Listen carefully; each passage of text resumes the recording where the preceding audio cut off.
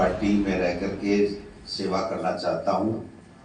हमने हमारी अनुशासन कमेटी को प्रस्ताव भेजा था, वो प्रस्ताव हमारा अनुमोदन हो चुका है, इसलिए आज प्रभारी महोदय हमारे बीच में हैं, इनसे भी अप्रूवल मिल चुका है। तो वीरेंद्र बेनीवाल जी को और उनके साथ जितने भी कार्यकर्ता कांग्रेस पार्टी को छोड़ करके गए थे, इनको इंडिपेंडेंट चुनाव लड़ाया था, उन सबको पुनः पार्टी की उनके निष्कासन को अनुशासन समिति की अभिशंसा पे निरस्त कर दिया गया है और पुनः ये कांग्रेस पार्टी में प्रदेश के उपाध्यक्ष के रूप में काम करेंगे और तमाम लोकसभा के उम्मीदवार गोविंद मेघवाल जी को तन मन से जिताएंगे।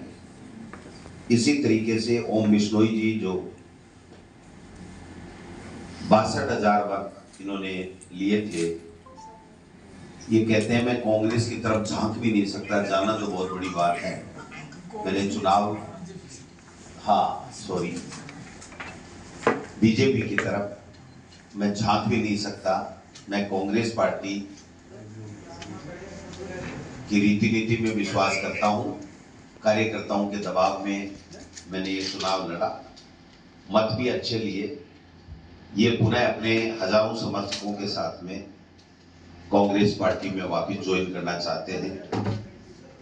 इनके लिए भी अनुशासन समिति ने वापस पुनः इनको लेने के लिए अभिशंसा की है।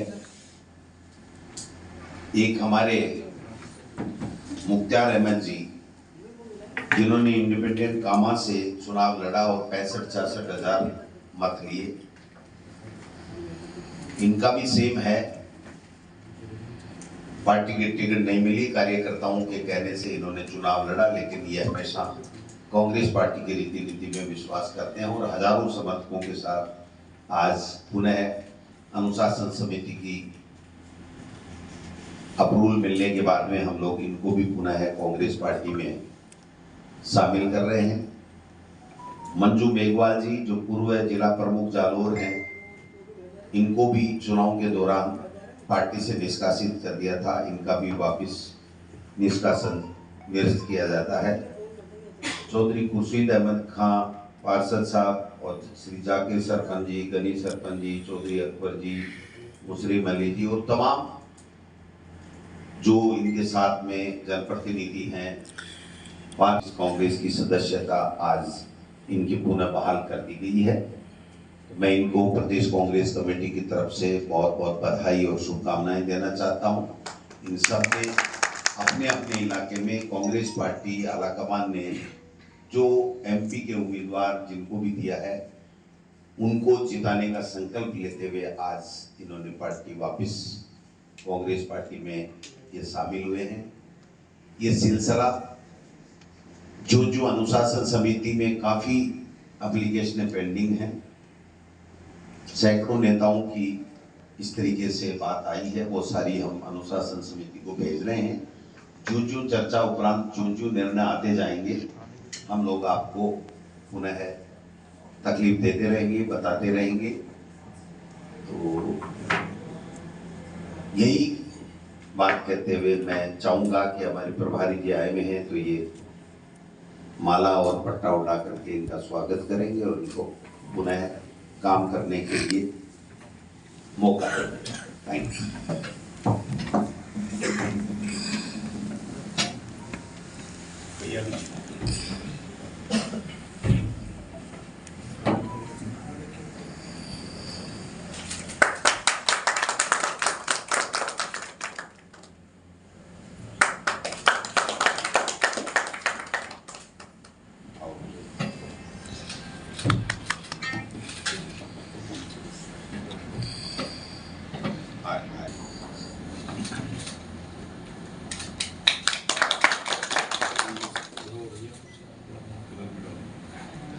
आइए मुख्तार भाई।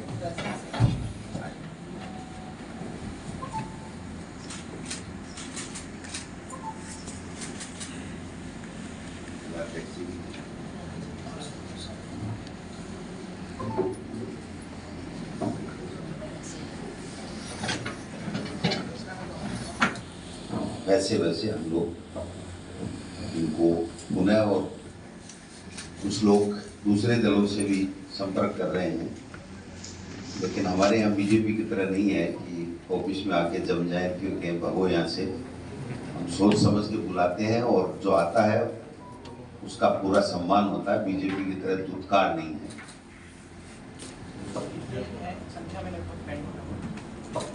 काफी लोग अनुशासन समिति में हमने तकरीबन 50 लोगों का भेजा हुआ है। जैसे जैसे क्लियरेंस होगा वो हम बताते जाएगा।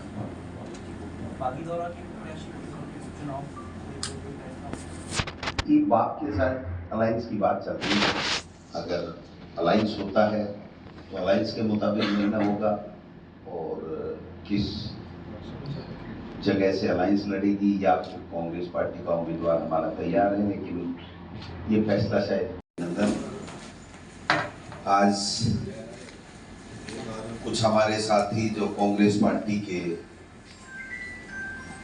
हमारे विधायक, पदाधिकारी, मंत्री रहे हुए, विधानसभा चुनाव में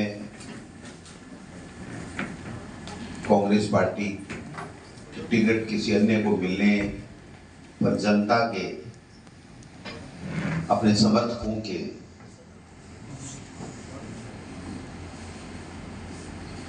उनके कहने के ऊपर उन्होंने चुनाव लड़ा। अच्छी संख्या में वोट भी लिए, क्योंकि पार्टी के खिलाफ चुनाव लड़ा इसलिए उनका पार्टी से निष्कासन हुआ। लेकिन उन्होंने हमेशा एक ही बात कही कि कांग्रेस पार्टी 36 कौमों की पार्टी है और कांग्रेस पार्टी की रीति में ही हम विश्वास करते हैं। भारतीय जनता पार्टी का जिस प्रकार से 10 साल से हिटलरशाही चल रही है, किसान विरोधी नीतियां उनकी हैं, बेरोजगारी बढ़ रही है, उनको कोई चिंता नहीं है, जुमले देते हैं और अन्य तरह की जो भी बातें हैं उसको देखते हुए, और जो संवैधानिक संस्थाओं का दुरुपयोग जिस प्रकार से कर रहे हैं, और विशेष रूप से किसान के खिलाफ जिस तरीके से केंद्र की सरकार कार्यवाही कर रही है, वर्तमान परिस्थितियों को देखते हुए देश हित में कांग्रेस पार्टी को मजबूत करना जरूरी है। लोकतंत्र को जो खतरा पैदा हो गया है उसको भी बचाना जरूरी। अपने बड़े सम्मेलन में ये बात बीजेपी के लिए कही है कि ये क्या हो रहा है। तो सब जगह जिस तरीके से वो कर रहे हैं, क्रिटिसाइज हो रहा है उनका। आप घटनाक्रम बता रहे हो, फतेहपुर सिंह किशोर जी, कोटा भी आप जाके आए, कोटा में भी ऑल इज वेल, आज ऑल इज वेल। और फतेहपुर का भी, फतेहपुर में क्या हो गया? बीजेपी में आप उसमें बीजेपी में तो भाई साहब दिल्ली में भी होगा, आप देखना। तो आपका गड़ा बनने के बाद में फूटता अति होगी। उससे हमारे कोई फर्क नहीं पड़ता, उससे हमारे कोई फर्क नहीं पड़ता। वो लड़ रहे हैं, वो जाने, उनका काम जाने।